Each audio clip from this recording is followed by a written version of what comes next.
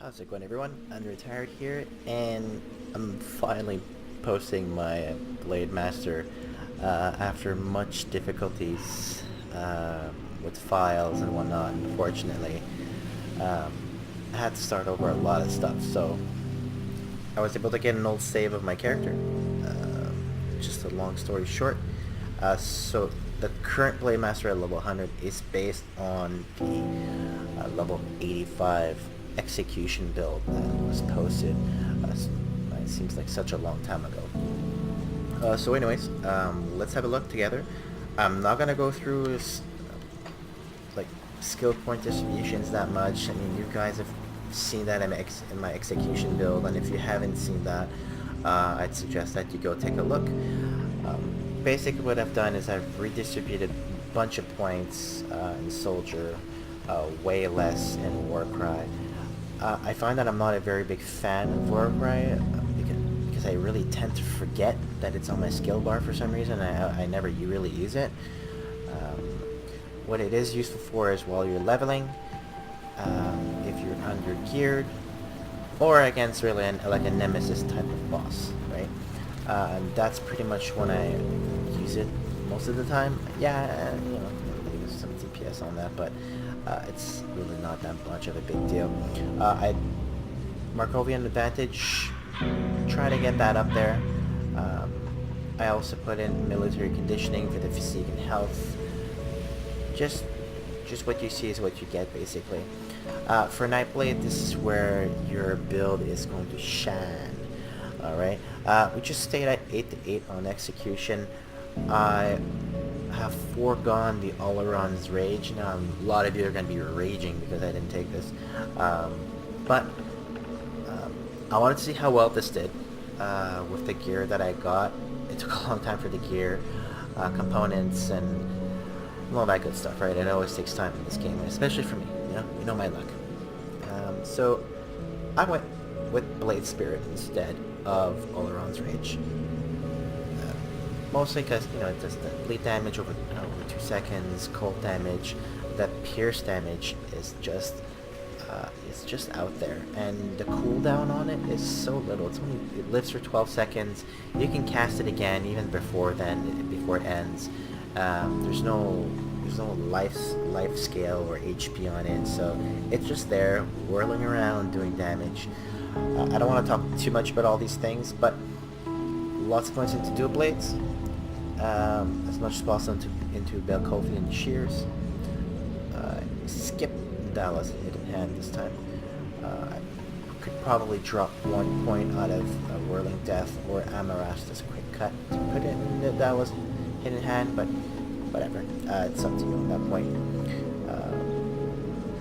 Ring of Steel, self-explanatory for those who've been playing the game for a while. Ring of Frost. A bit of less points into Shadow Strike, all considering I've tried to put more points into Dual Blades, Blade Spirit, and the other skills, like Markovian's Advantage, 12 into Fighting Spirit. 10, 14 into Night's Chill. Only got 8 here, 6 in Added Murder, Merciless Repertoire, Pneumatic Burst. I know some people are probably going to be waiting for me to massacre that, but it's Pneumatic Burst. 1 into Breath of Belgothian, probably massacred that one.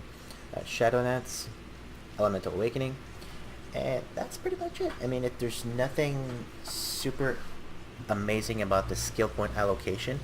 Where it really shines is going to be the gear, because it takes time to get gear, as we all know. Crafted this, Redeemer of Malmouth. Got this, Belgothian Slicers. I did get the Belgothian set, so it's a 4-piece set. 2 set bonus, 50 defensibility, increase armor by 8%. Quite good. Set of number 3 set, 18 pierce damage, negligible but quite good, plus 5% offensive ability. Where I really like it is number 4, is where it increases armor piercing by 50%, plus 3 to Belgothian shears, and plus 3 to Markovian advantages. Plus, you get Belgothian strikes, which is a granted by item. So, Belgothian strikes, put that in your left click. So you right, your left click, like this, like that, okay. And for weapon components, I put 2 seal of blades. It's just ridiculous. Like, you turn these on. Let's turn everything on here. Look at that swirling. Look at that swirling.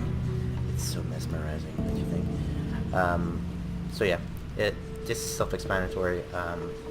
That pierce damage, that bleed damage increases armor by 8%. So you got that twice.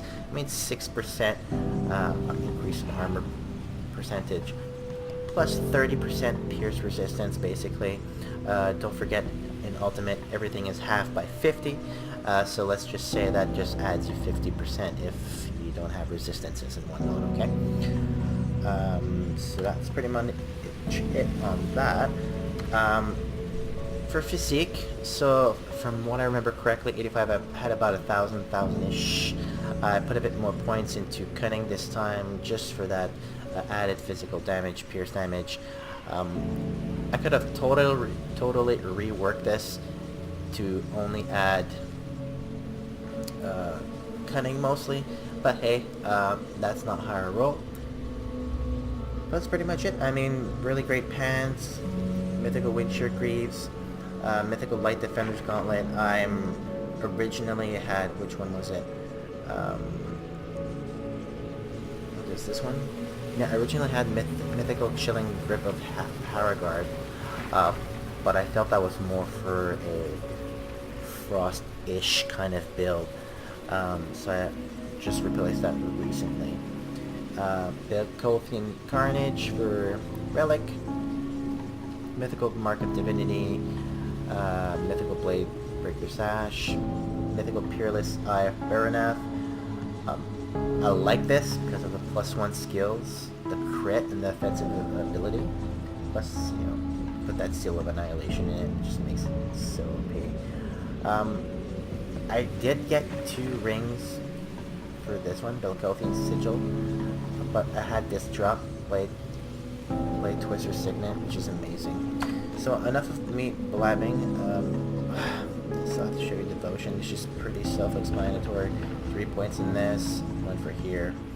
I took all of these here, there, like that. Don't take this unless you want them. That's up to you. The whole thing for Blades of Nadan. The whole thing for Bard's Harp. I did go full Empty Throne, Crab, where I put my Field Command for Arcane Barrier. I went for Unknown Soldier. I actually never really went for Living Shadow, but I just had to try it out, and it works quite well. Harpy, and I went for the all-arounds. You know, gotta get some soldier stuff, right? So it has some good stats. I didn't go for these points, didn't really have enough. If I had an extra 10 points, that would have been amazing. But yeah, Panther, just for some point allocations so I can get the other Celestials. But that's pretty much it. This is so easy to get. There's no really refunding that you have to do as much. But let's stop talking, let's go. So just gonna go kill stuff, just letting you know how it is. See if you can go in and just go normal. Just put your Blademaster.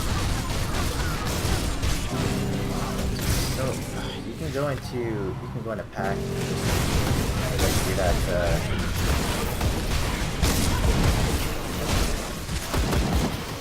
Just continue on. Smash it.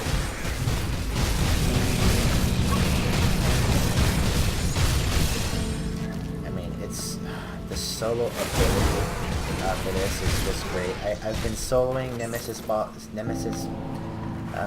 encounters very easily. There is just, I think that I had a hard time with, if I remember correctly. It's the one that did so much cold damage. For some reason, stun locked or breathing. Sucks. And that's pretty much it. It's so easy. Just go in and chill, owning everything. Just blades. Okay.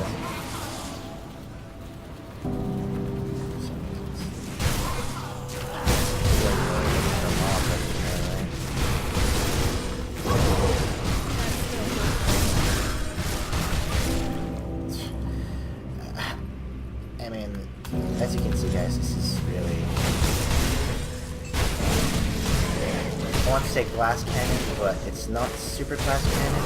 You're killing stuff so quickly that it's not doing you that much damage. And if it is doing damage, you just pop a dramatic burst and just run stuff. And you have your lightning shadows, you got your blades. Yeah. I wish I was at a boss right now so I can just show you a nemesis. If it would just pop up here, and it would be great. Maybe I can do a video about that, just go to nemesis, show you how it is. But I have no difficulty whatsoever.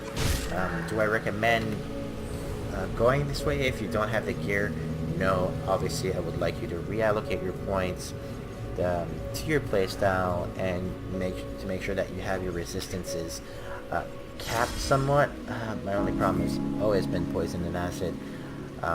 The only area where poison and acid has been a real pain in the butt is when you're from Gloomwall all the way to Barrowhole. Everything does poison damage. It's such an annoyance. But hey, easy enough build. It's very self-explanatory. So that's pretty much it. Let me know if you want to see some Nemesis videos and whatnot. I'll try to get that up for you guys. And I do have a Death Knight build coming up as well, a dual-wielding one. So hopefully that'll be hyped up enough.